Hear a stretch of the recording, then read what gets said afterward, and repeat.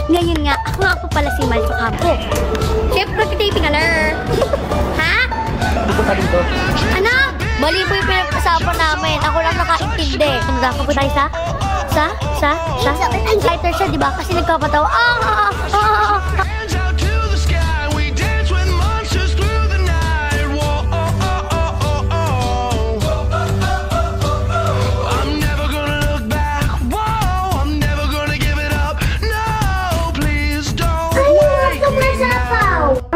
Wait lang nga. Oops, naghintay ka ba? Wala na. It's a prank.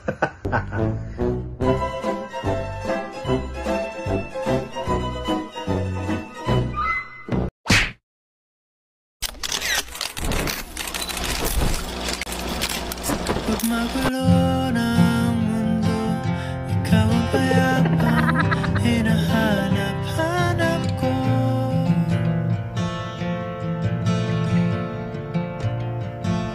Kumakabog na naman ang dibdib.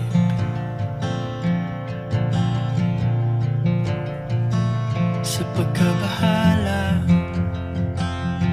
nadala ng daigdig.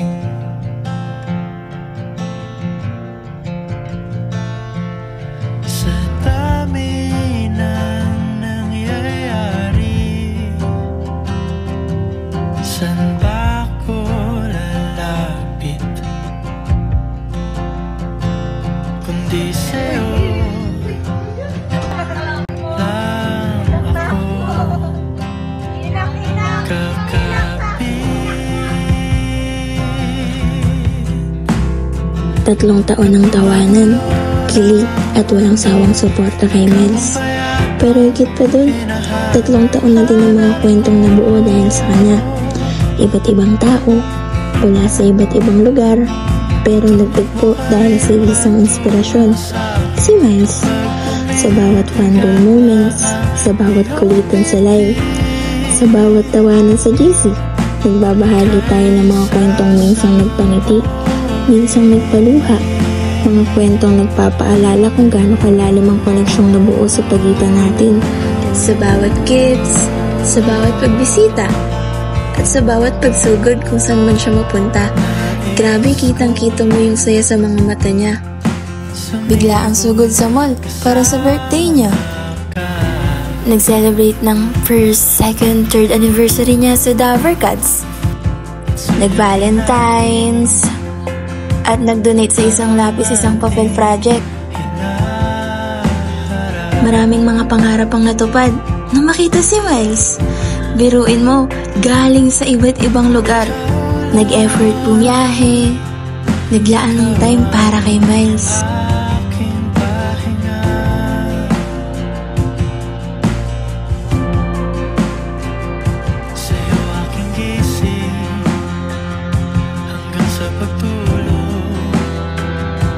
May times din na bigla-bigla na lang siyang papasok sa live, tapos makikipagkulitan na may halong sermon. Iwan mo sa mukha mo, please! We love you so much, Ate Miles. Every day. Kahit ano pang weather yan, love ka namin. Tumakbo ka rin patungo sa'kin kapag bumibigat na ang iyong dibdib.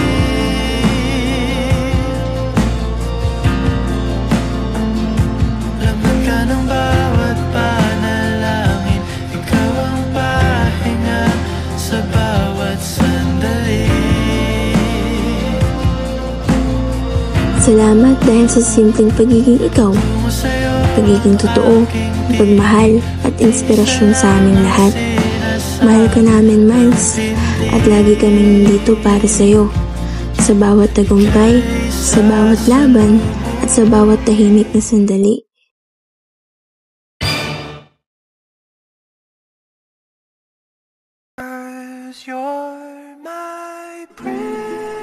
We love you, Ate Ja. Always and forever. Definition of beauty.